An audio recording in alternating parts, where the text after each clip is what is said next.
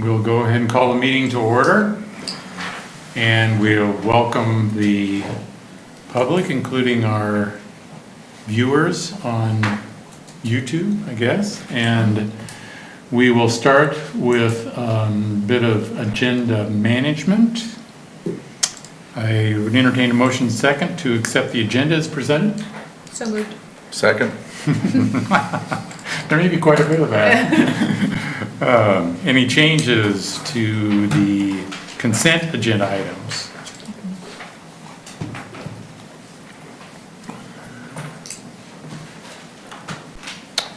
Hearing none, all those in favor of accepting the agenda as presented, say aye. Aye. Opposed? All right, the agenda is approved and the consent agenda items we will keep as they are. Okay, public forum. Open the public forum.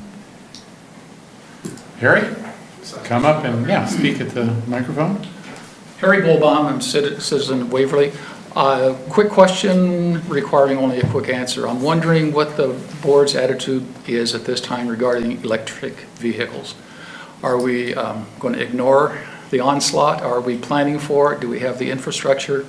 Are we going to encourage it? Are we going to work with the auto dealers to encourage it? Or do we have anything that I'd just like to have a response from what you might be thinking? Can we take this? Yeah, so we've done engineering study on the distribution system just for this purpose for electric vehicles on the system. So yes, we are preparing for it.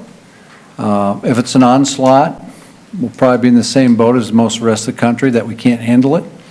But we think after speaking with the dealerships, they'll need to invest in electric vehicle bays and technicians. So local dealerships aren't pushing for that yet based on consumer demand. When consumer demand's there, they will push for that.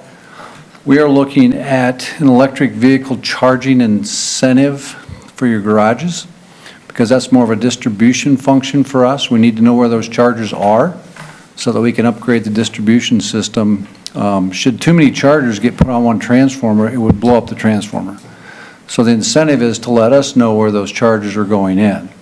So yes, we're on top of all of it, and we think we have a pretty good handle for when it finally arrives in full force.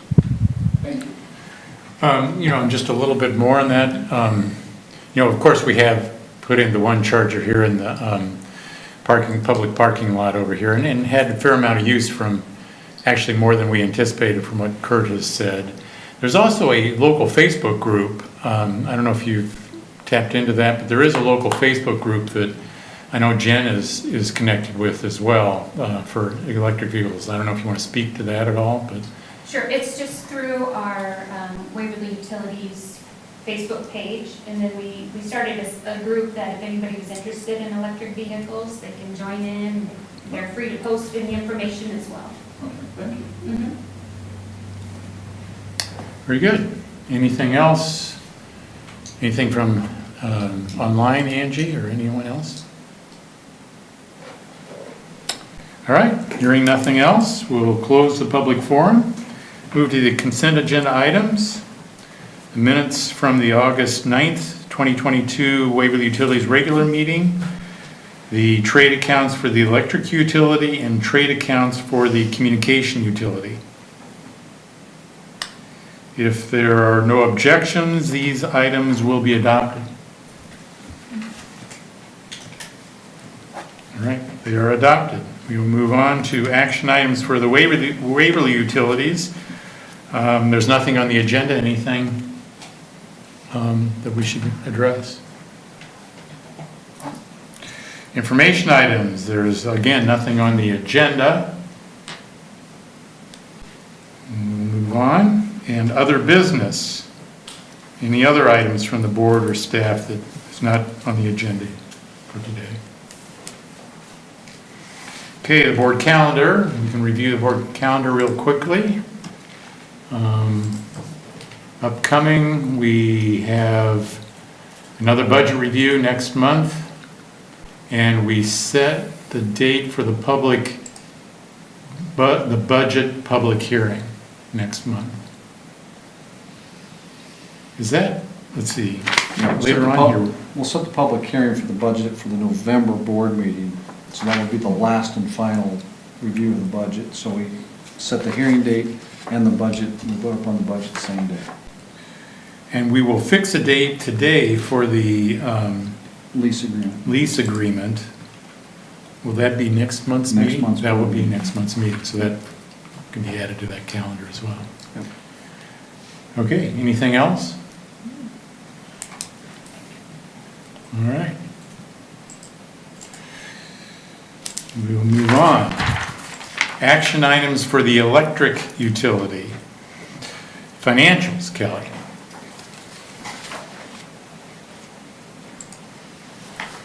So, the Waverly Municipal Electric Utility for July 2022, the revenues were $39,000 lower than the year-to-date budget, with the ECA adjustment adding additional revenues of $145,000.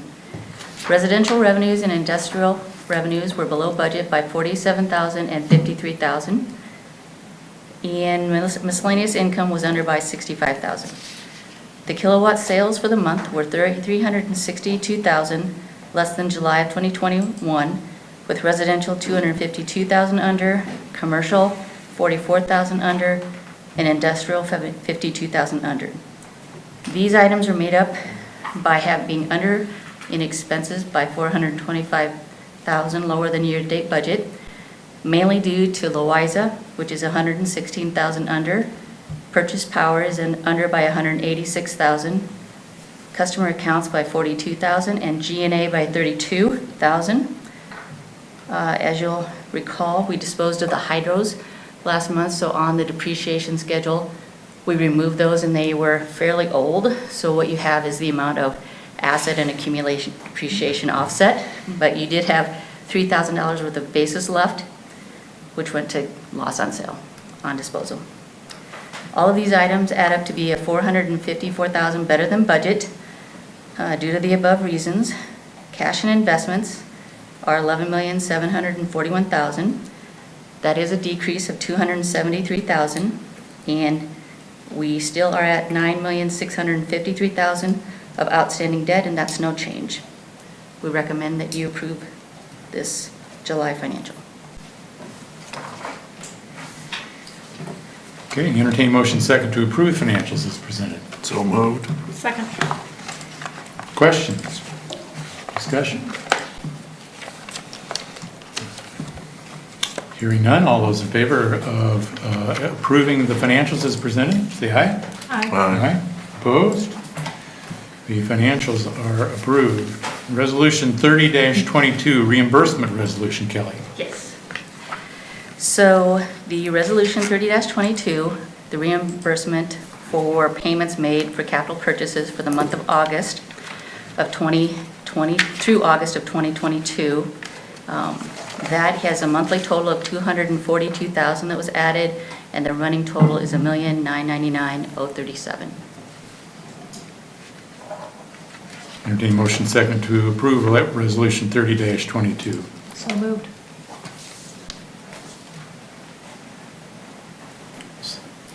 Second. Any discussion? Angie, please call roll.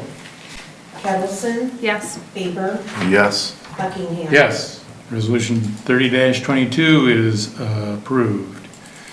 Okay, resolution number 27-22, resolution fixing the date for a meeting on the proposition of disposal of interest in real property to be owned by municipal electric utility under a lease and easement agreement for solar energy system.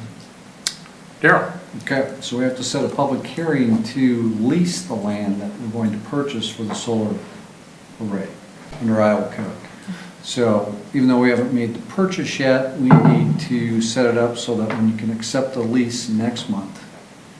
So this is a legal document, not to dispose of, but to set it for lease of something we haven't purchased yet. Entertain motion second to approve resolution 27-22 as described. So moved. Second. Any questions or discussion? I'm assuming that we can go ahead and agree to lease without actually owning the land? Correct.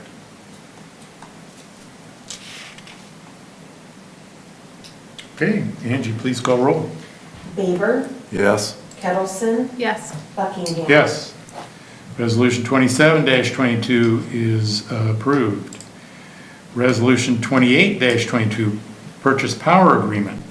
Motion second, I entertain motion second to approve the solar purchase power agreement by and between Waverly Utilities and Southeast Municipal Iowa LLC, substantially in the form now before this board, with such changes as may be approved by the CEO and Waverly Utilities Legal Counsel, and the execution and delivery thereof.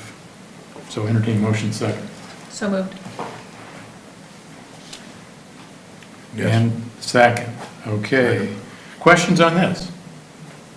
Just a little bit of information on the purchase power agreement. So it'll be a purchase power agreement for the initial 25 years. It starts out at 0.03990 in cost per kilowatt hour sold to us. We'll go up 0.5% every year for 25 years. There's another 10 years worth of options to extend that if the board so chooses after that 25-year period. They've locked that price in to not increase after the 25th year. So when year 25 rolls around, it should be 2048, I think. If they want to continue to get the solar power off of that, they can get it at the price that it is at the end of the lease. There's some other caveats to the PPA. The parental, what do they call it, legal term? So one thing that was not in there includes a parent company guarantee. So a lot of the mean members didn't have that. So what happens if they've set up this third party under Sandhills? What if they would go bankrupt or some other misfortune? Who's going to back up the decommissioning, providing us with power? Who's going to back that up? Well, they didn't want to do it, but they ended up giving us a parent guarantee from Sandhills Energy, the parent company. So I think that was a pretty big move on the attorney's part to get that for us. So they've done a lot of work on these agreements. When they first came to us, Sandhills and Mean had said, okay, here's our base plate boiler purchase power agreement, lease agreements. And, kudos to Allers and Cooney saying, these things are really missing a lot of protections for the utility. And we've spent the last 9 months to a year ironing those out. And Sandhills Energy has been great to work with. So they brought up all these issues. They pushed back on a couple like this parent guarantee, but they ended up saying, okay, we'll give you the parent guarantee. So we're very pleased with the outcome of these purchase power agreements, the lease agreements. And then, interesting enough, Sandhills Energy didn't have an interconnect agreement. They said, well, we thought you guys would have one. We don't have one for something this large. So Kurt helped pull something together. And then the work with Sandhills, Allers and Cooney, we have an interconnection agreement. You got to think about what happens after 25 years. What if the board doesn't want the power? Well, the lease agreement said they got an extra 10 years. Well, under municipal law, you can't do that. You can't sit on our property and sell that power to somebody else. So they would have to pay, let's say that board in 2048 says, we don't want the solar power. They would have to pay the Waverly Utilities fair market value for the use of that land. And they'll also have to pay us a wheeling charge to use our distribution system, transformers, the use of our entire system to get that energy back onto the market. So forward thinking by the attorneys to make sure all this stuff was in play. So I think these are really good agreements. They did cost us a little bit. I don't have an exact dollar amount yet, but Allers and Cooney was worth every penny on when they're out for protecting Waverly Utilities. So good agreements. Just out of curiosity, that parent agreement to me seems like mandatory. I mean, I don't know, I don't think we could have gone forward with that. Are other utilities that are working with Sandhills through this arrangement, did they get that provision as well? Some of them did, the ones that called me. So I know Indianola did. There was a couple from Nebraska that called, and we discussed some of the points that Allers and Cooney's was bringing up with Sandhills. So, yeah, we shared it with anybody that reached out to us.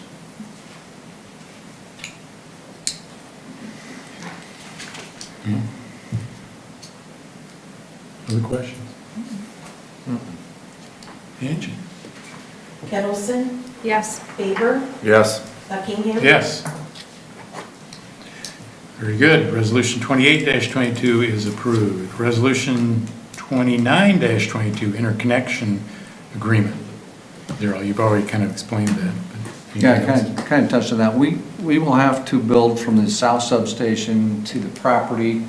We would probably also purchase 2 transformers because we have to take the energy. And if a transformer would go down, and we didn't take the energy, we'd still be paying for it. So in our mind, and we may share a transformer, maybe we'll share it with Indianola or some other members that get one. Say, look, let's have a transformer. If one goes down, we can share the thing instead of just buying it outright. So we haven't finalized those details, but it's important to have an interconnection agreement. Who's responsible for what? Where's the demarc points? If something goes wrong on the solar side, if something goes wrong on our side, and that's basically what this agreement lays out. And then again, what happens after year 25? They have to pay us.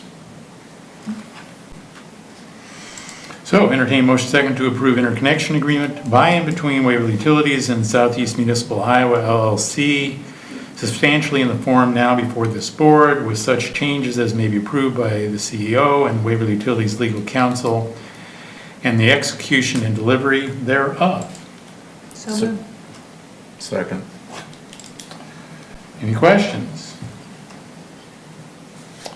Angie, please call roll. Kettleson, Yes. Baber, Yes. Buckingham. Yes. All right. Moving on to public hearing on plan specifications, form of contract, and estimate of cost for furnishing 15 kV indoor metal clad switchgear. Kurt? Okay, so this is just the public hearing portion of it. There's really no action item right now on that part. I don't know, do you want to ask if anybody has any questions from the public? We're in the public hearing part of it. We're in the public We're in hearing the public part. hearing part, yeah. Any questions from anyone, including the board? Okay.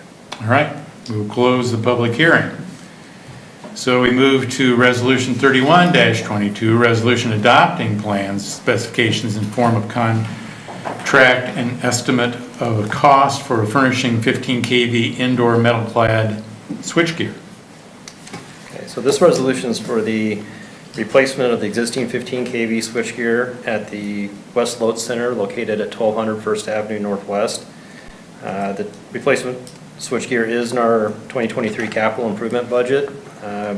Myself and our engineers put together an estimate about 1.5 years ago on what this project was going to maybe cost in today's numbers, and had an estimated cost of $440,400. So basically this resolution is to adapt the plans and specifications that we had sent out for bids on September, or back in August, and had a bid opening on September 8th of last Thursday.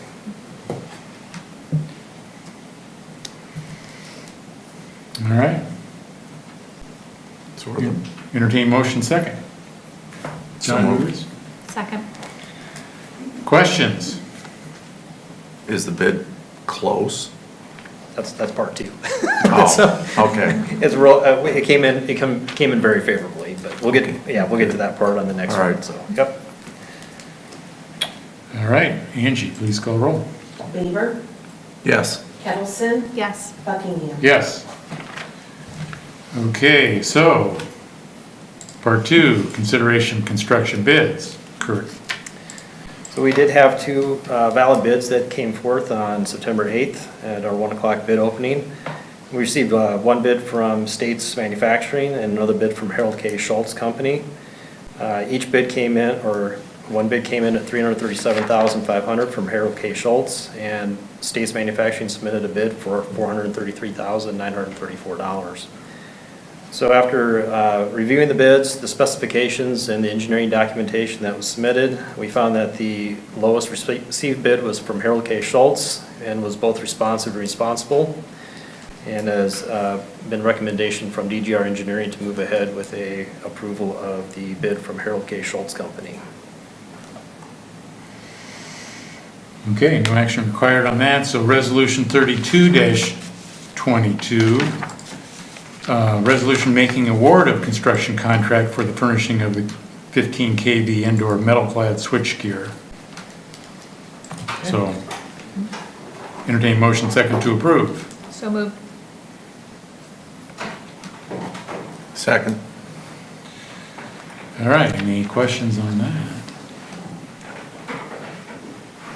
So Kurt, that was about 100,000 under estimated? Yes, we'll adjust the budget numbers a little bit from the 440,000 that I'd put in for the budget request. Our staff will have a little bit of labor in there in preparation of the project in itself, but yes, it did in all total come under about $100,000 under budget. So. Any supply demand issues? Not right now. They seem fairly confident they can deliver. Yeah, knock on wood, that they will deliver. We have a projected delivery date of the switchgear and the breakers of September 23rd, 2023. So they are able to align our delivery date. And the reason why we have that date specific is because we have to coordinate with Mid-American Energy to take that substation down for a period of time. That substation will be offline for about 6 to 8 weeks. And generally, we try to do these projects in the shoulder months, either in the spring or the fall. But as of right now, we're not anticipating any delays in supply chain issues, but of course, that can always change. But keep our fingers crossed. Now, Mid-America has a switch in there also, correct? They have a relay in there, yes. Yep. Okay. So that's where we coordinate with Mid-American Energy because we are a pass-through interconnect point in that substation, and as with any of our substations here in Waverly. So that's where we coordinate with Mid-American Energy, is that substation would be basically offline, that they want to be able, if they were doing work outside their system, so they want to take Clarksville down or someplace, their substation out somewhere outside of our service area, that basically we just notify them and give them plenty of advance notice on that. Do they need to do anything to update their switch while it's there, or? Not necessarily, no. That was all updated in 2015 when that substation was built, so it's pretty much all of our equipment that's getting updated and replaced. Thank you. Very good. Angie? Kettleson, Yes. Faber, Yes. Buckingham. Yes. Thanks, Kurt. Yep. Okay, resolution 32-22 is approved. Information items, cost of service update. Darrell? Do we have Dave online? All right, Dave Berg's gonna bring us up to date on the assumptions, what it looks like, where our rates are today, and what they may need to look like next year.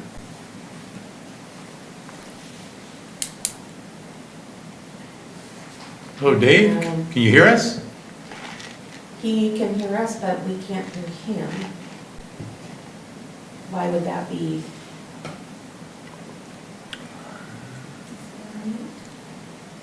He's not on mute. Does it need to be turned up?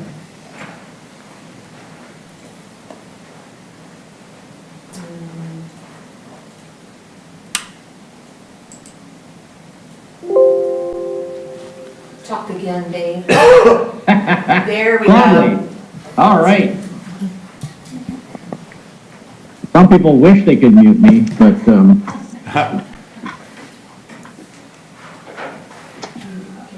okay. Angie, can you? I'm put the also going speakers this way? to do a share screen, and I need the host to allow me to do that.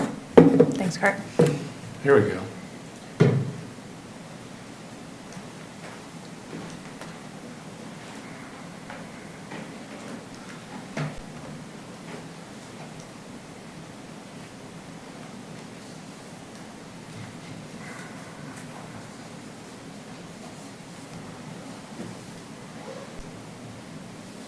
Okay, can you see the screen? Yes. Yeah. Okay.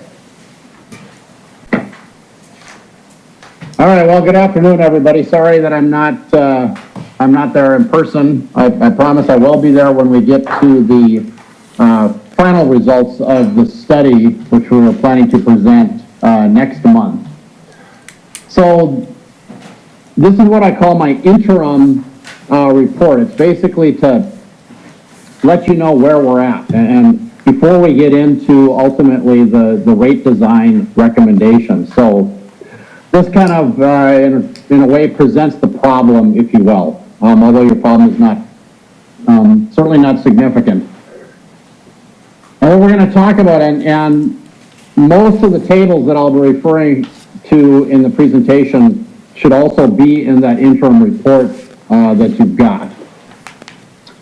So we're first going to talk about the operating results at existing rates. Now, you folks did about a 3% rate increase at the beginning of this year. So that's what the existing rates are. And the reason for looking at this is doing a projection through our 5-year study period is basically to define the need, if any, for additional revenues. So when we make a projection over a 5-year period under the assumption that the rates stay exactly the same as they are, although with your purchase power adjustment, doing what it's supposed to do as power costs may go up in the future. But so the purpose there, along with looking at what happens to your reserve levels, is basically to figure out if additional revenues are needed and, how much and when.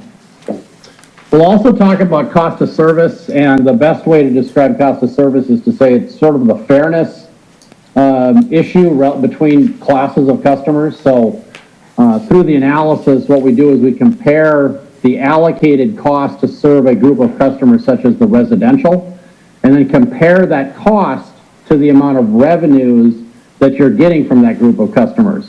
So that if we have a reasonable match between the allocated cost and the revenues received, then, for that class as a group, we would say that they're, paying their fair share, if you will. And then we're also ultimately, we're going to be interested at the end of this around some of your thoughts on how we might proceed relative to a couple of things in rate design that I'll mention as we go here. So first, looking at the operating results with existing rates. Now you can see that even though it's existing rates, the operating revenues do go up a little, and that's really two things. One is a little bit of growth. The other thing is the wholesale adjustment clause, because we've got increasing projections relative to wholesale power costs, and so those added costs automatically get added to people's bills. So even though the rates aren't changing, we are showing a moderate increase in revenues as we go. And bottom line here is that this year we're looking at a 1% more or less change in net position, and with no rate increases and with increasing operating expenses other than wholesale power, you can see what happens basically is that the change in net position sort of slowly degrades by roughly 1% a year, going from about a $200,000 positive to about $800,000 negative by the end of the period, if rates don't change for the next 5 years. And then ultimately what oftentimes is more important is how does this flow through in my cash reserves. So we have a beginning balance this year of about $12.5 million, and so we add or subtract that net position which came from the previous table.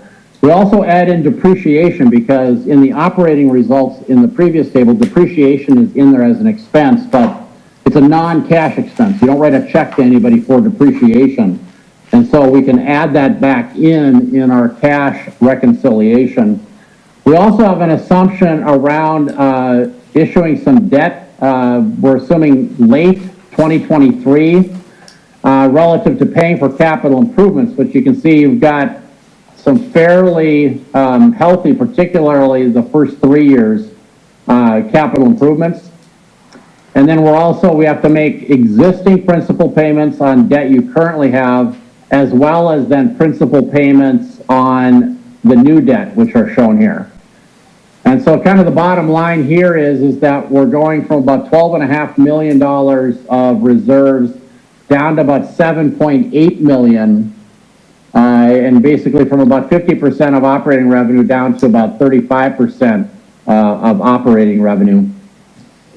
you do have a policy around reserve levels, and even though the total is going down fairly significantly, you're still technically within your policy, but the rate stabilization portion of the reserves is getting eaten up in a fairly significant way through this period. That the vast majority, basically, of the $5 million diminishment in reserves is coming out of that rate stabilization fund. Hey, Dave? Yeah.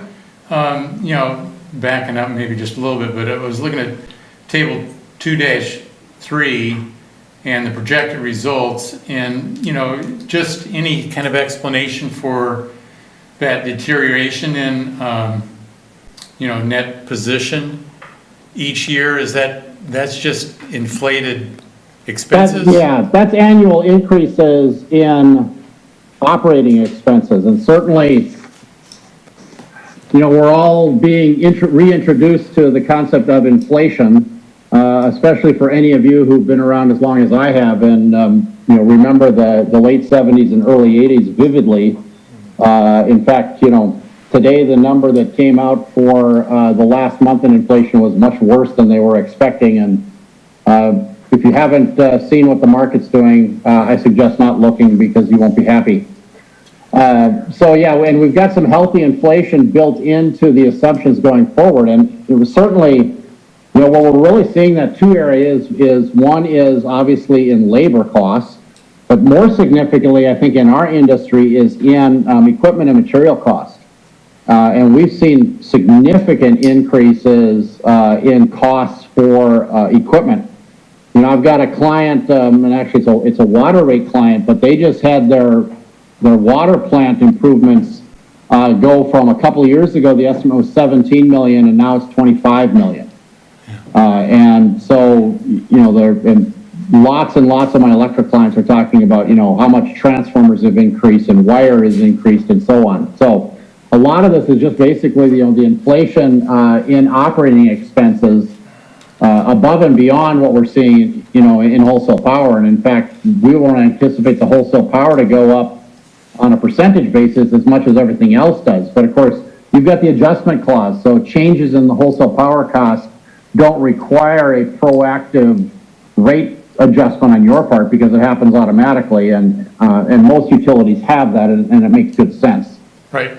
Dave, so what is that inflation assumption for 2023 and 2024? 5%. 5% each year? Yes. Okay.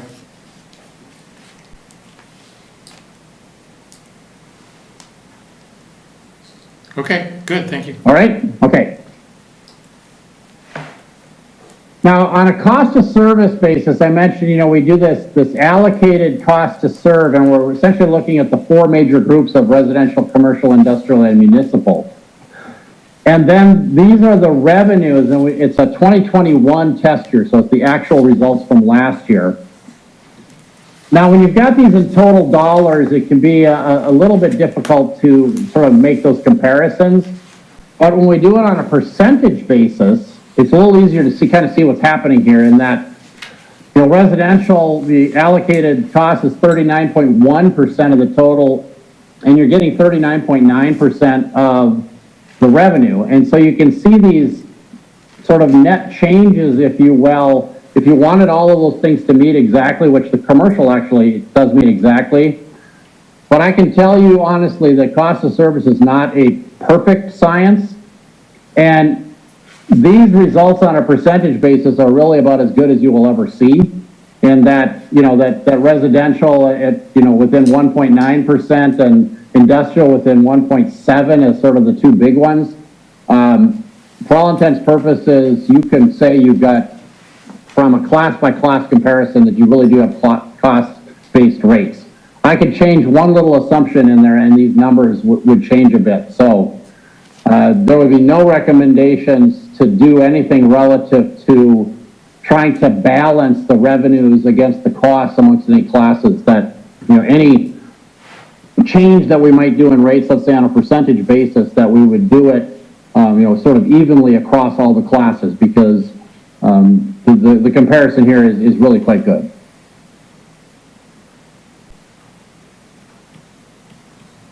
Now, when we start talking about rates, so this is just, this table is not actually in what you've got, but once we do recommended rates, you can see there's a blank column here for the proposed rate. There's just a couple of things that I want to just talk about relative to your rates. One is, and I've had the pleasure of working with you folks for quite a while, and we've made some sort of structural changes to some of your rates. Like, for instance, in the residential, we've flattened out the winter rate to be a single rate all the time, whereas have this inclining block rate in the summer, in particular relative to, air conditioning usage at the residential. And, the same kind of thing exists in the rural residential. Now, your customer charge of, it was $20 last year, and with your 3% increase, it went up to $20.60.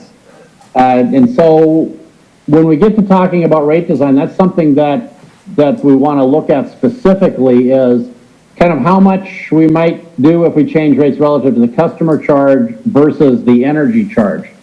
Now, at $20, you would be in sort of, I'd call it the mid-high range of residential customer charges. They vary dramatically across the Midwest, but, most of them are in the range of probably $8 to $25 for most, sort of municipally owned. There's some co-ops that are much, much higher, but it's sort of an unfair comparison. But just something to keep in mind relative to when we start talking about what we might do with rates.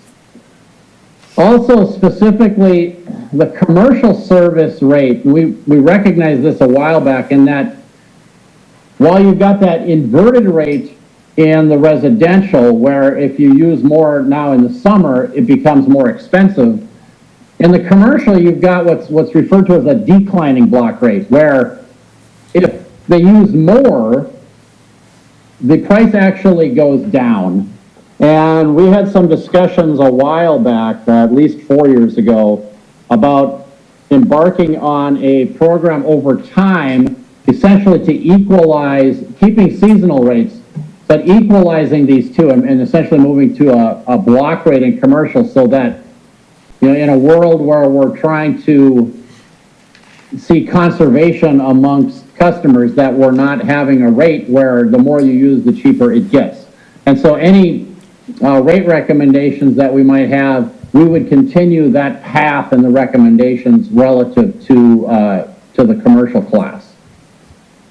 Otherwise, you've got all of these various rates, and there's nothing else in particular that I'd want to mention specifically on your rates.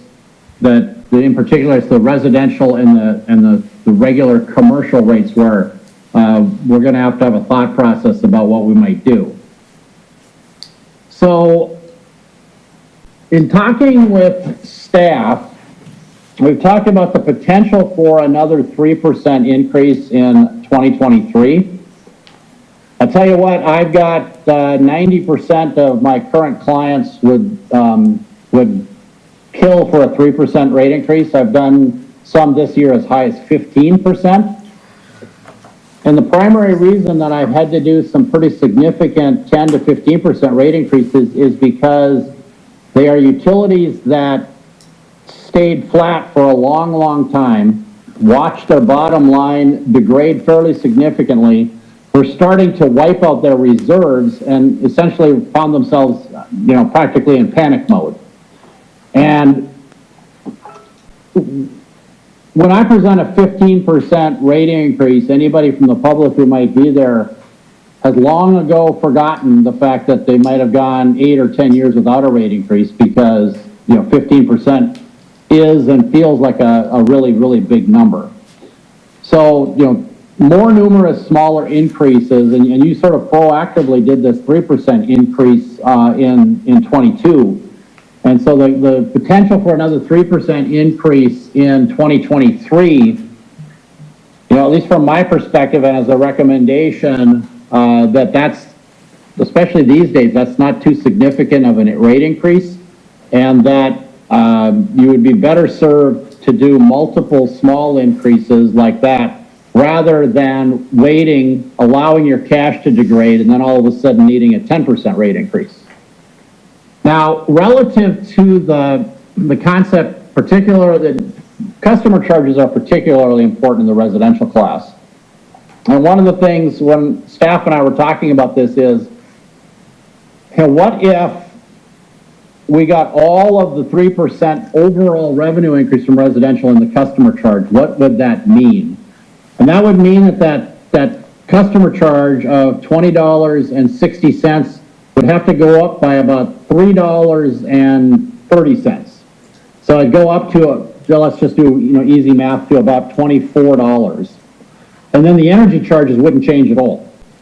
Now, one of the reasons, there's a couple of reasons that utilities like to be getting revenue from customer charges rather than consumption charges, and particularly in the residential area. One is, as distributed rooftop solar generation and net metering, continue to grow, one of the challenges on customers whose net usage because of solar is somewhere near zero, we don't have any way of getting revenue from them to support the system that ultimately they are using and benefiting from. So one of the benefits of higher customer charges is that they don't get to net meter away the customer charge. So that helps to maintain getting some financial support from customers like that. The other thing is that if you have, weather changes, particularly let's just say we had a really cool summer, you sell a lot of energy in the summertime, getting more from the fixed charge just gives you a little bit more stability in the rates. Now, on the other hand, looking at customer charges, particularly in the residential class, there's always concerns about, people like my 92-year-old mother, who isn't in her house anymore, but when she was, she used about 300 kilowatt hours per month. And so that, sort of that fairness doctrine, if you will, about what happens to her bill as opposed to what happens to the 2,000 kilowatt hour customer if more of the increase happens to be on the customer charge or not. So there's always a balance there, relative to what level we end up, particularly for residential customer charge. In my over 35 years of doing this, that's sort of been the one significant constant, is just, opinions around those numbers. And so I guess now if I would ask if there's questions or comments around the concept of doing another 3% increase at the beginning of 2023, and any feelings about, particularly relative to the residential class, what we might do with that customer charge. Well, I haven't looked at your study at all, but what kind of impact does the 3% increase early in 2023 have on 2023 results? Do you know? Yes.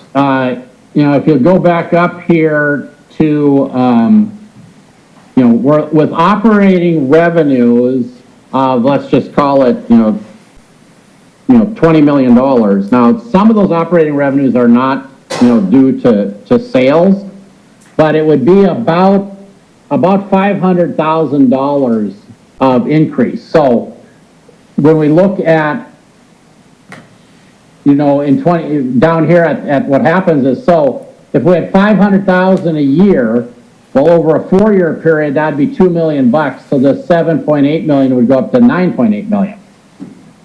And, but that isn't to say that whatever you do in 23, that you won't do anything else, in 24, 25, 26. And, there is this increase of the cash in 23 right now, but that's primarily because of the debt, but that's right. Going to get spent, on capital improvements, because then we're back down, to 10 million here in 24. Okay. And so, it would basically be about $500,000 to the bottom line that would flow through the results in order to maintain, sort of a reasonable cash level, if you will. Not, and you may do something again in 24 or certainly probably in 25. Right. But we won't sort of plan for that yet. that, you can do that on an annual basis as you see, particularly how some of these capital improvements end up coming out, and ultimately how much you end up borrowing, because we're looking at right now the end of 2023, and so you may have some change of heart relative to the total amount of that bonding issue as well, which has a big impact on cash. What would happen if we just kind of split it between the sheets, raise a customer charge, rate increase, and then use some of our cash? I'm not sure I understand the question. If we used some of our cash and then a smaller customer charge and a smaller rate increase, could we pull that off using some of our cash? I mean, so if we do 3%, it drops about 500,000 to the bottom. So if you did half that, it'd be about 250,000, to the bottom. Now, no matter what the increase we do, how we do that, you could do a 3% increase all on the energy charges and nothing on the customer charge. Right. Or you could do a piece of it on the customer charge and a piece of it on the energy charge, whether that's 1.5% or 3% or 2% or whatever the number may be. There's different ways of distributing, the increase in the revenues.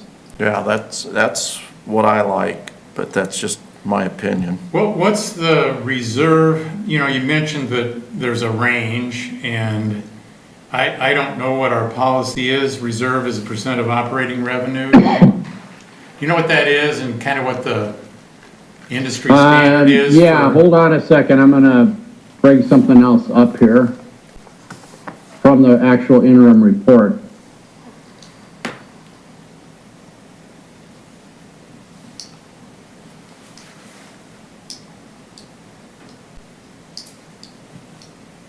While you're looking for that, Dave, I don't want to punish people that are putting solar on, but they should pay their fair share of the system. I mean, I would say don't misconstrue my comments. It's not punishing, it's not subsidizing them. Right. Better choice of words. By other customers. I mean, it doesn't have to do just with solar either. I mean, to me, you have to balance, a customer charge that, as Dave said, will strike a user that uses less electricity more than it will.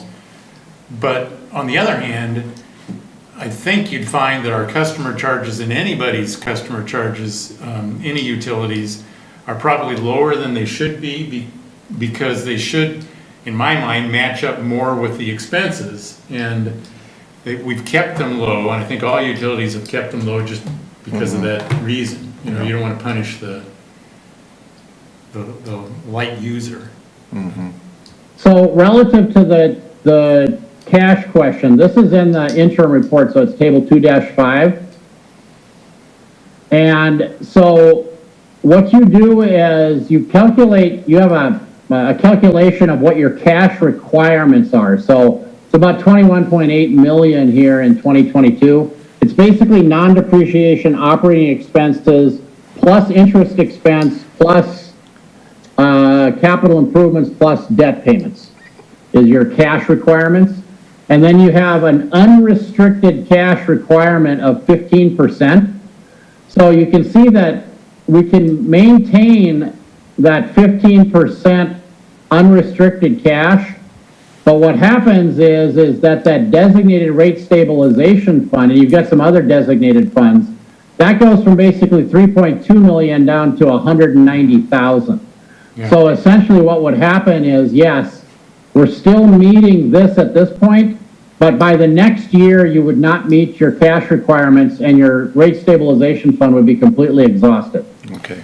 Well, yeah. I mean, I kind of get that. So that's our stated policy.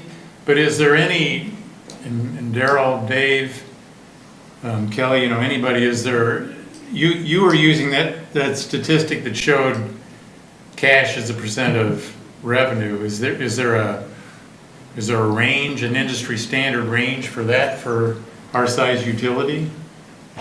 Yes, and I would say that, if I were just asked to make a recommendation for somebody at your size, I would recommend something around 50% of operating revenue, which is right about where you're at now. Yeah, The interesting thing about that question is it depends upon the size of the utility to a large extent. So when you think about why you have cash reserves, one of the things about cash reserves is relative to covering unexpected occurrences.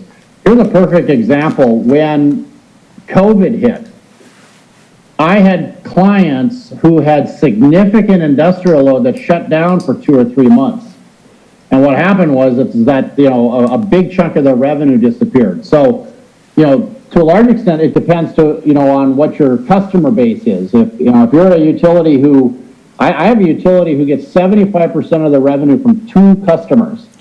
So they really need more in cash reserve, because if one or both of those customers all of a sudden suddenly disappeared, they either would have to do a monster rate increase, or they have to, utilize cash to soften the blow. Other thing is that small utilities, I've got a number of small utilities whose reserves exceed 100% of revenue, because maybe they're only $1 million a year in revenue.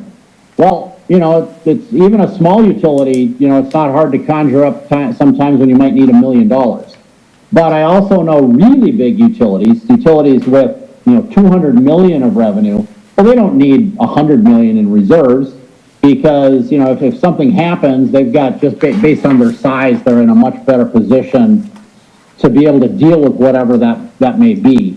The other things, a lot of it is associated with, what is your policy relative to paying for capital improvements? So I know utilities who built up big piles of cash because they're going to spend a lot of money in the next couple of years on some capital improvements.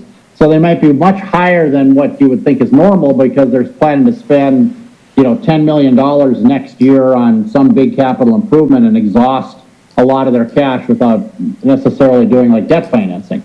So these are all things that sort of enter into the equation relative to how much cash. Now, you have a policy, and sometimes when you have a policy, the nice thing about that is that you've got something to point to when you need to make a change in order to continue to meet the policy. So, good. That was helpful. Thank you.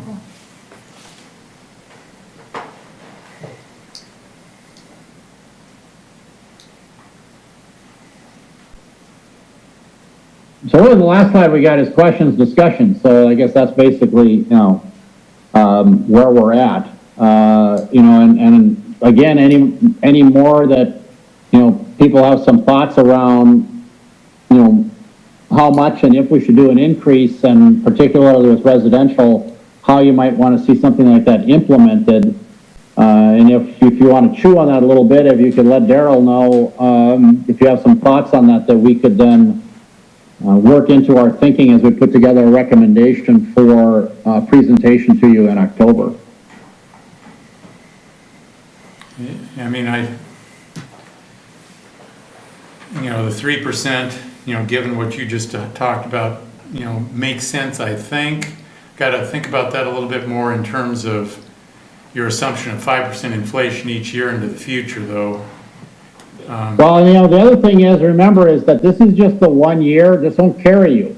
So if inflation goes away, then maybe it carries you a little longer, and you don't have to do something in 24. Right.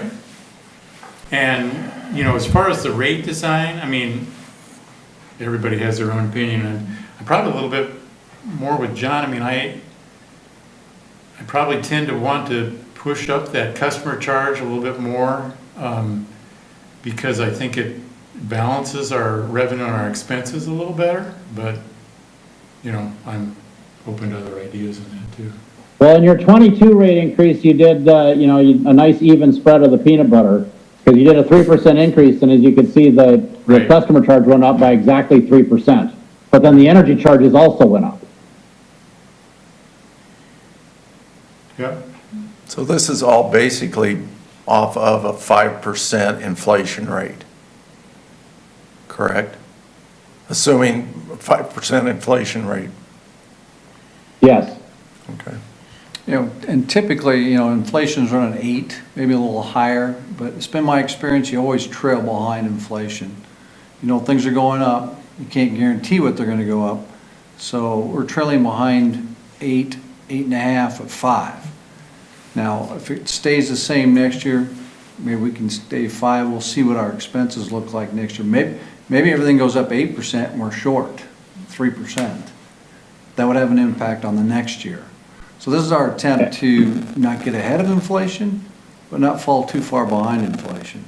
And that's part of the reason that we suggested and the board approved 3% last year, because we saw inflation has already started creeping up to about 6% last year. We did 3%. So now it's at 8%, let's do another 3. That puts us at 6% over 2 years. So that's The other thing where you can significantly get hit isn't in the operating results, but in the capital improvements. And, whether the increase is in capital improvements or in operating expenses, both of them siphon away cash. And, our industry, at least this year, has been particularly hit hard with inflation that is sort of core inflation, but also with supply chain problems, which has really messed up the supply and demand. I've got clients who aren't talking about how much some things cost, they're talking about whether or not they can even get them.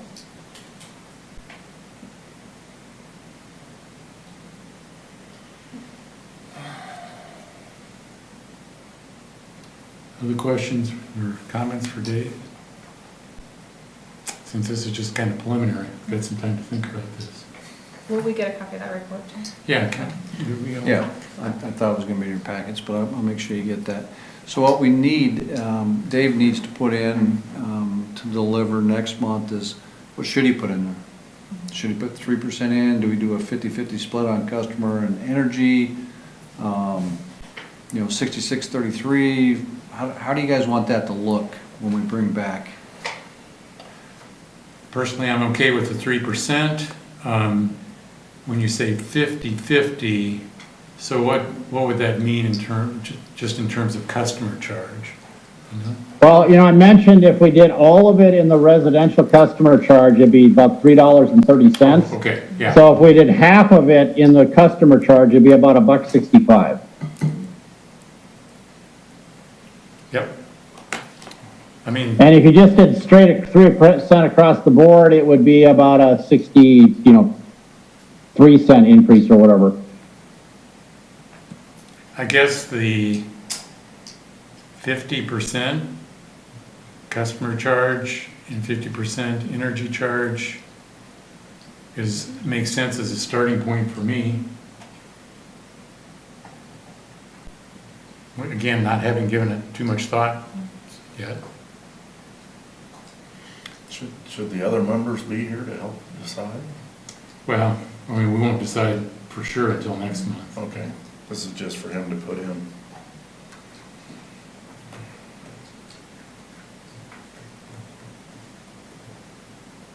Yeah, and perhaps we can discuss, Dave, maybe you can give them more than one example, maybe two different examples at a 3% across the board or 50-50 split. So, Yeah, and those options are much more critical within the residential and potentially the commercial class.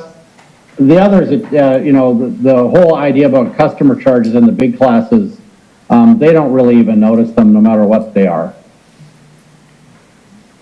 And the customer charge, in the big classes is a much smaller proportion of the total revenue as well. So right now, we're looking at increasing residential rates and not commercial. No, No, we're looking to increase Okay. everybody. Gotcha. All right, it's just, Gotcha. I'm just saying that the manner in which we do it between the customer charge and the energy charge is more important in the residential class and potentially the commercial class. It doesn't really matter, especially in the bigger classes, it's much more about the demand versus the energy. Well, their customer charges, on some of them, they don't even notice it in their bill. You could double it and it wouldn't generate very much revenue. Okay. Because it's not a big piece of their bill. Thank you. I'd appreciate seeing multiple different options, kind of like we talked about.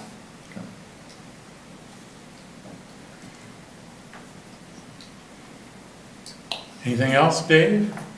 Daryl, anybody? I appreciate this. Yeah. That was very good. Thank you. Thanks, Dave. I All right, thank you all. We'll talk. He's already up. Yeah. We'll talk, we'll discuss some, maybe 3 options that, you know, I'm sure you could do a limitless number of options. Yeah. but Pick 3 and we'll, That's good.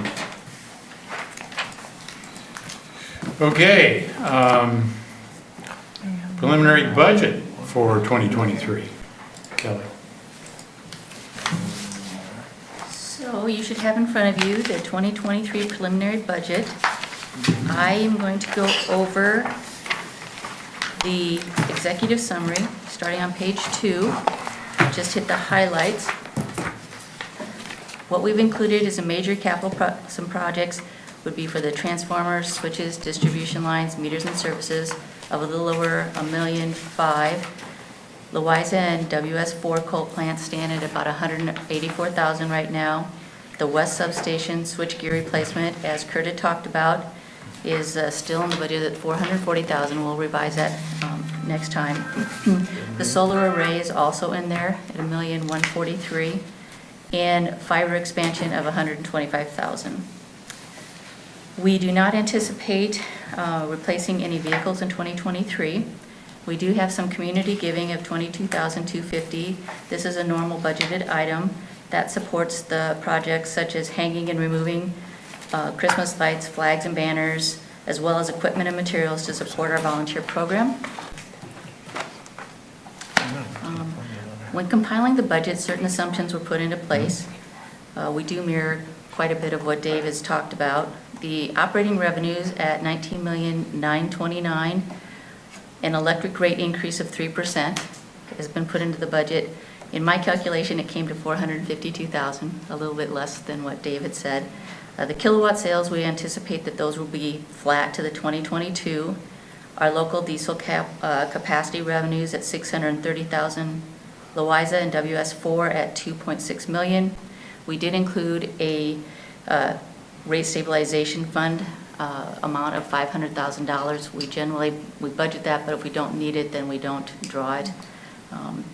Operating expenses at $18,917,000, an increase in salary and wages of 6%, and an increase in union wages of 2.75. We have put in an additional part-time CSR person, which would be allocated 23% to WMEU and 77% to WCU. A part-time finance department person, which we would flip those percentages, 77% for WMEU and 23% for WCU. We put in a general increase in expenses of 5%.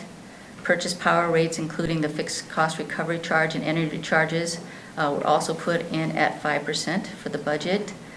One item that I'll note is I did not, on your sheets, include the bond funding of the $4 million, which Dave talked about. Just missed a note. It's in the budget as it stands. I just missed noting it in the executive summary. So that is in there, assuming that it happens December 2023, so there are no payments scheduled for this, but you do see the difference in the cash fund flowing through the statement. Those items bring us to a net income of $926,000. We probably will need to amend the 2022 budget, but I'll bring that to you next month. The 2023 budget reflects a continuing commitment to exceptional reliability and service, as well as the ongoing challenges associated with increasing regulation, emission control, inflation, and as we've all talked about, supply chain concerns. Any questions? Just a couple from when I was looking at it before. I made a couple of notes, and I gotta make sure. On the bottom of page 4, and these are details, but I'm just trying to make sure I get myself oriented. It says fund balance is $1231,22, and it totals $12,907,126. Is that 2022 or 2023? So I believe it should be 2023. Yes, no, that should be 2023. This is a summary of that. I'll get that changed.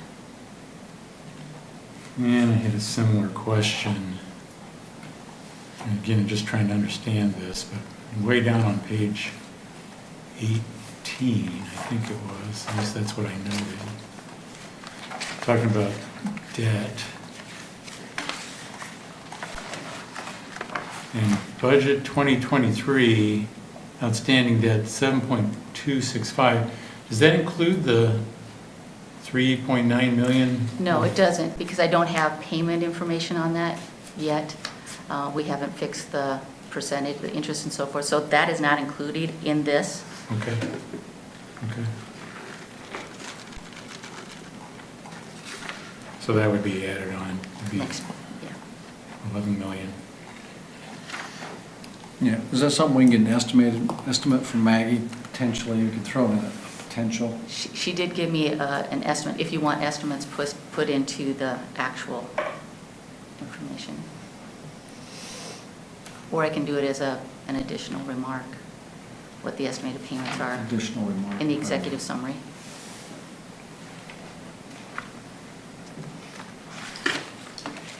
Question on the bottom of page 4, community giving, is that include everything we do, like when we, like for the baseball, softball deal down there, we made a donation of how much for labor, I think it was, or?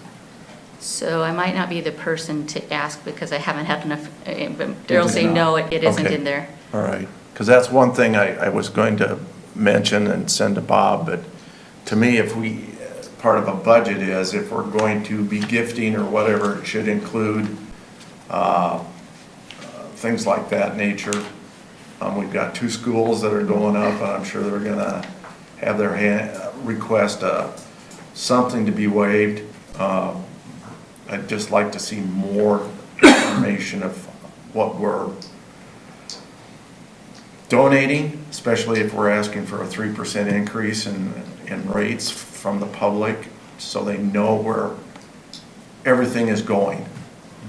So the elementary schools are in the budget in the capital items. We have, to my knowledge, not been asked to give a reduction at this point, so the full amount is actually in the budget as being billable. Right, well, we would charge them to get service to them. Right. Now, if they're gonna come in and ask the board for forgiveness or donation or whatever, we have no way to predict that. It's hard to build in the budget if we don't know. But if we have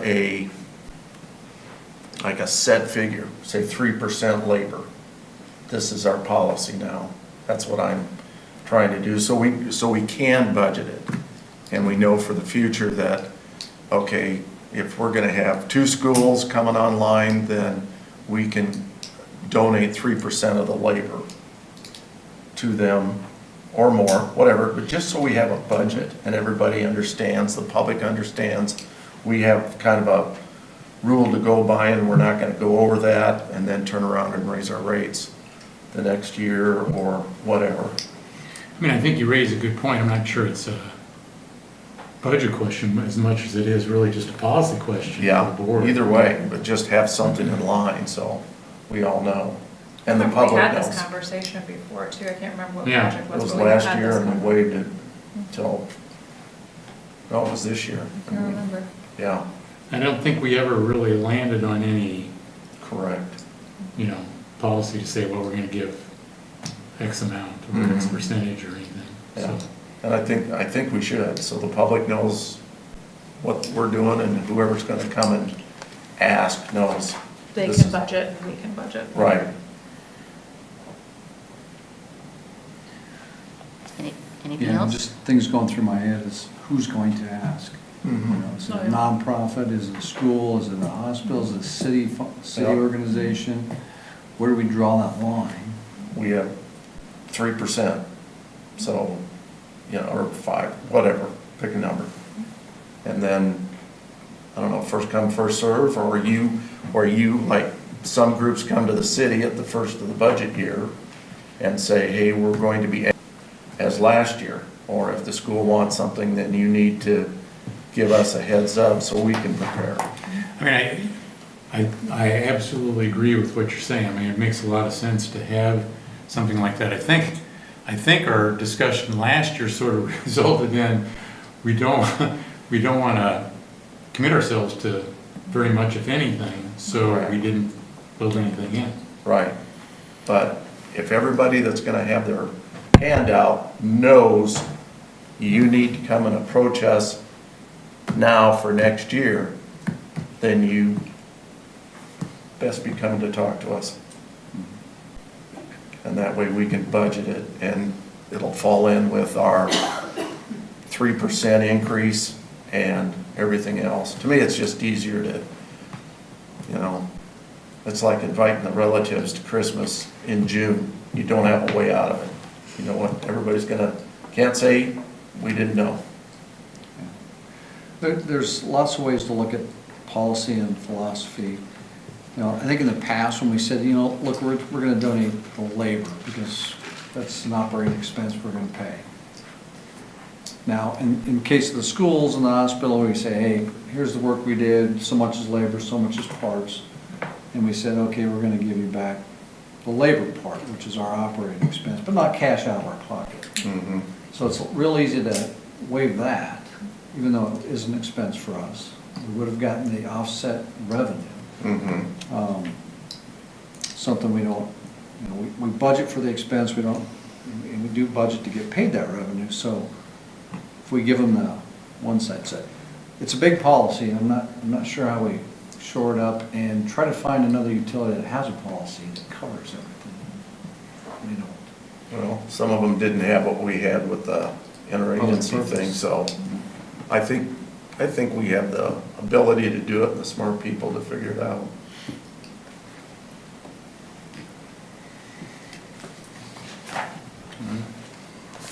Worthwhile discussion. Trying to go back here. We are looking at drawing down rate stabilization, $500,000, is that right? Did you say that? Yes, what that is that's what you have it's in the funding amount, but it also ends up in the revenue for the $500,000. What's going to happen next year is if you don't bond it until later in the year, you're going to draw down on that rate stabilization fund. We need to stay at a 15% unrestricted reserve. So you'll have that little bounce, and then if you don't have it done by December 31st, you'll have that taken out. We're putting it as a placeholder if we don't need it at the end of next year. We don't have to use it. If we don't get the bonding done by the end of next year, we're going to need it to be there. Right. We'll amend the budget again. Anticipating a 5% increase in mean rates? Is that right? 5%? Yes. Is that just sort of a guess, or have we got some It's a guess. indication? I should find out through finance committee meetings, hopefully before the November final. So I think the early indication comes October. We have a finance meeting in October. Okay.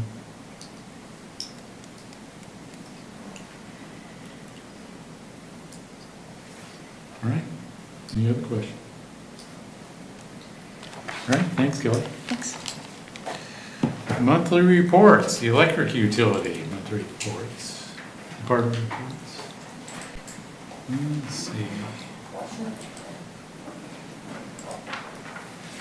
Yeah, start with Kelly. Sure. So the CSR staff continue to perform the day-to-day functions of billing and collections, including setting up of new accounts, closing accounts, and collections. We conducted interviews for the replacement of the accounting specialists, and that concluded with an accepted job offer. I completed the preliminary 2023 budget, as we just went over, and we worked with Dave, of course, to prepare for the cost of service study. Thank you. Jen.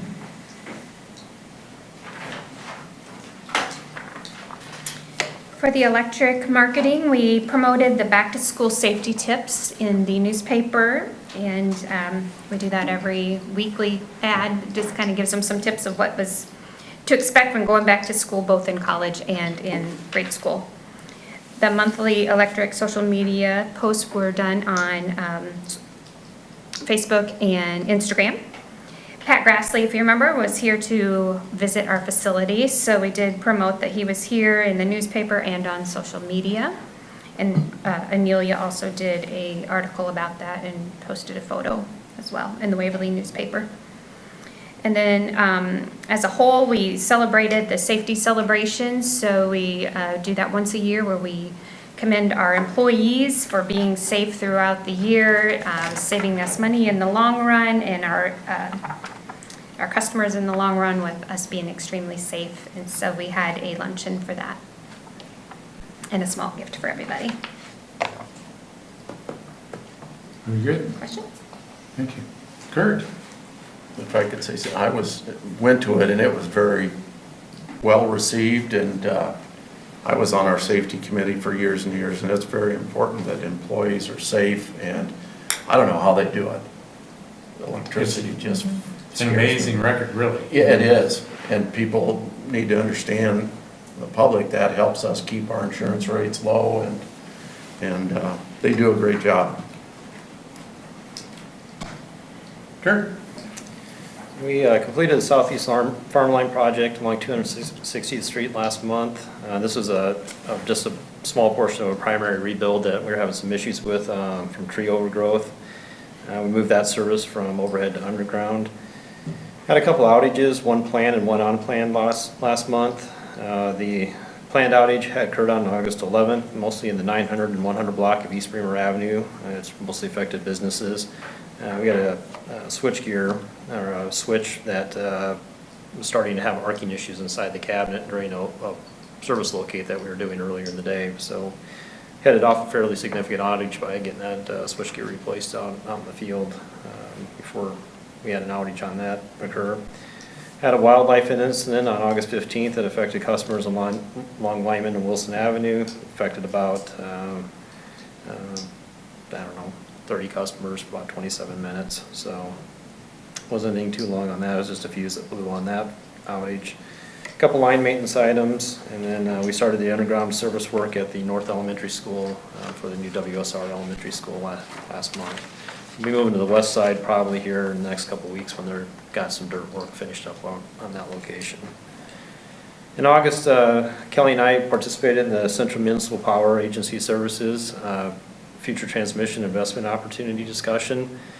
Currently, Waverly Utilities has a transmission investment at the Brookings project from, I believe that investment we participated in or got involved with back in 2006, 2007. The Brookings transmission project is going to be adding a second circuit addition in the next few years. It's basically, the transmission line is still going to be there. They're just adding a second circuit to that transmission service up in Minnesota. And expecting that to be in service in September of 2025. Portion that CMMPA, Central Minnesota Municipal Power Agency, that is the investment portion, they're looking at about a $1 to $1.2 million investment to add that second circuit addition. Currently, there's a $2.5 million in the Strategic Reserve Fund that CMMPA manages. So right now, we're not looking at any additional monies to be contributed to from any of the members of the agency that we currently sit with.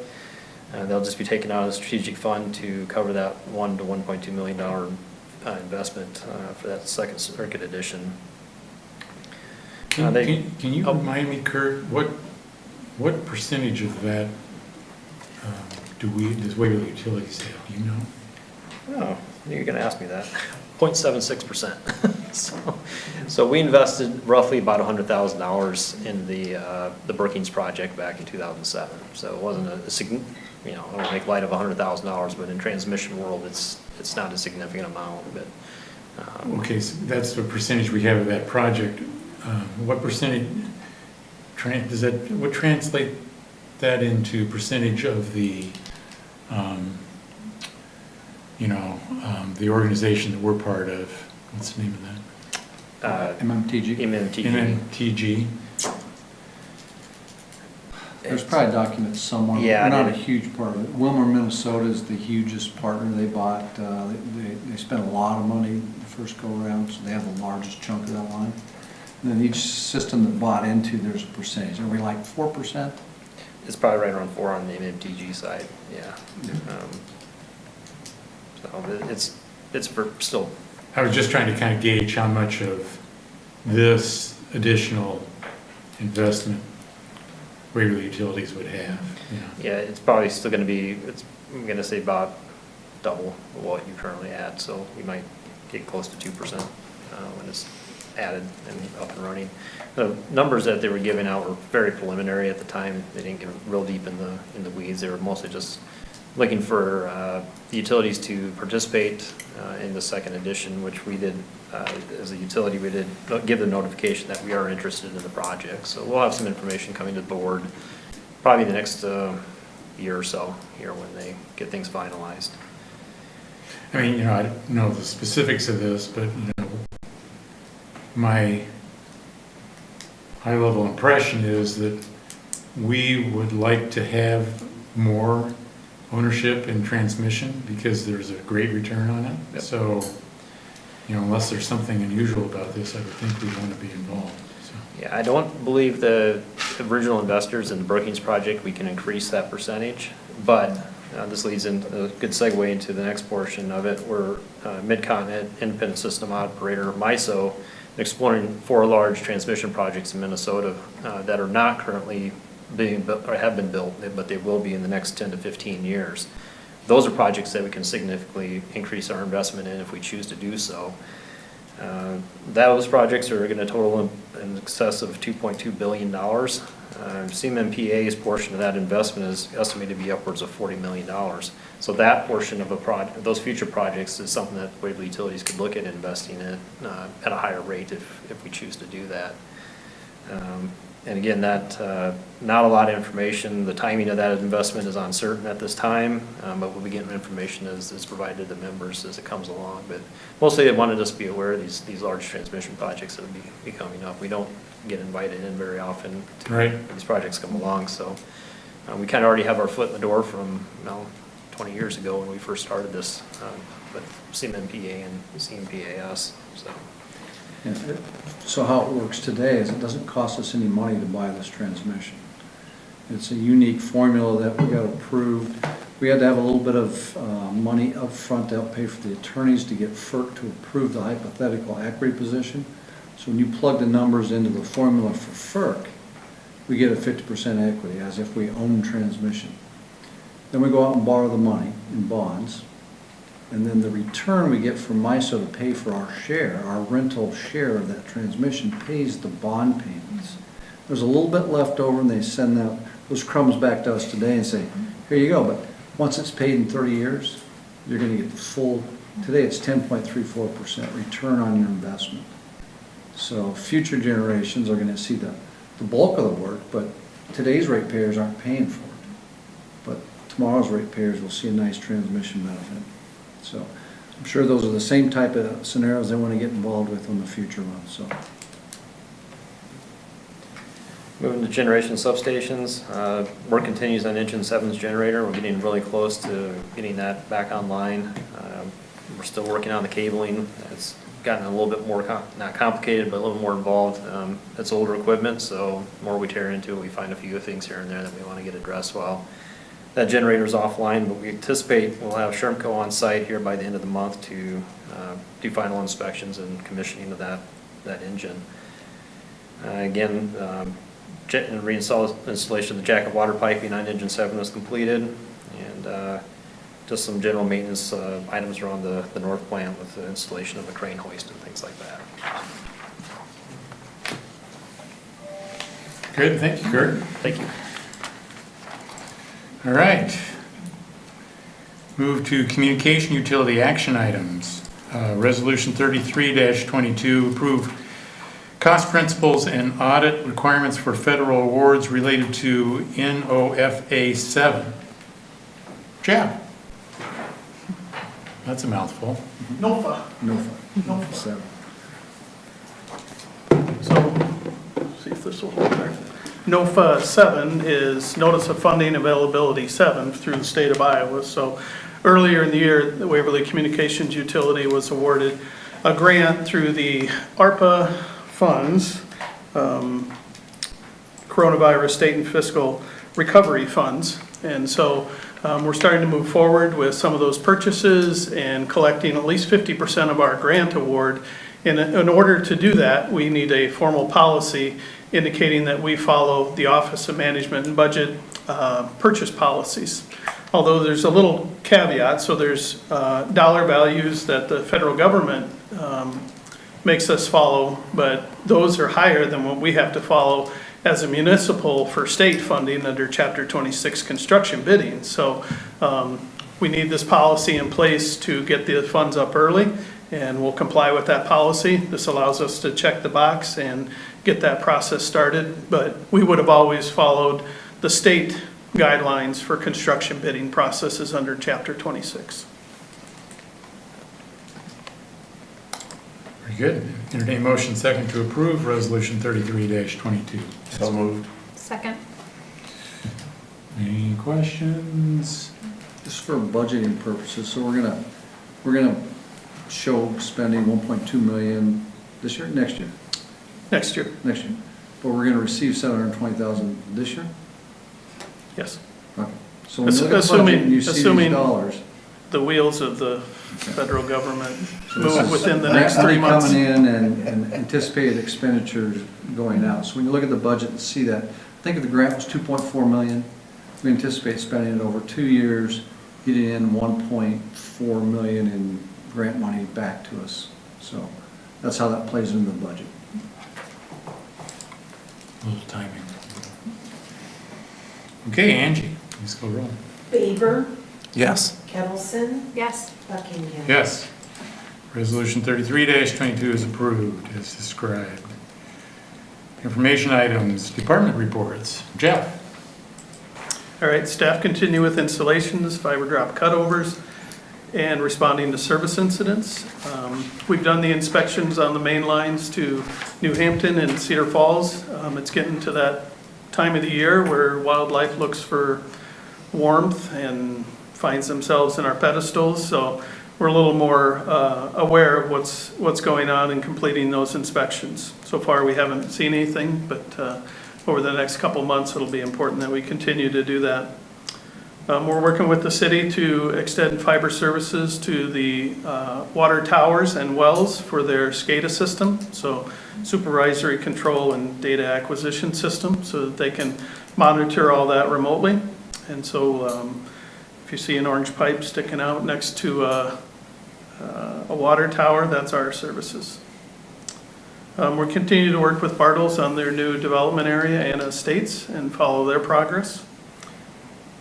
And staff have had to do a little bit of construction work with new poles being placed on the electric side. They don't always go back into the same spot. We may or may not have the slack or the fiber to place them back on the same poles or the poles that have been replaced, so we've had to do some splicing work.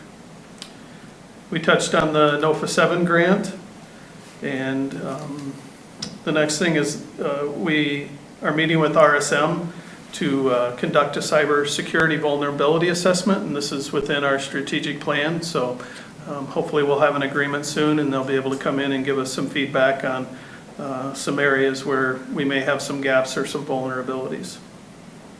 And then staff attended the IPTV owners meeting with ourselves, Cedar Falls, Indianola, Pella, Benton, Bellevue, and probably the main topics were some of the budget items ending 2022 and going into 23.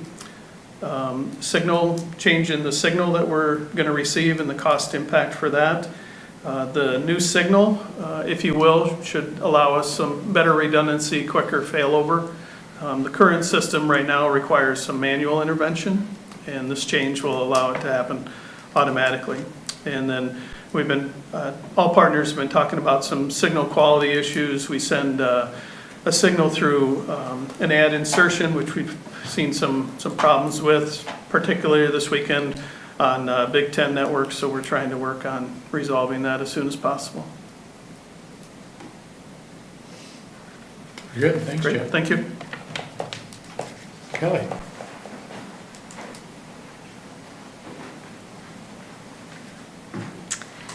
The CSR staff continue to perform the day-to-day functions of billing and collections, troubleshooting service issues, processing in-office reconnections, disconnections and keeping the installation schedule full. We did, as mentioned before, we conducted the interview and replaced the accounting specialist. He will start in 2 weeks. We completed, of course, the budget that we will go over soon and some compliance with the statement of accounts.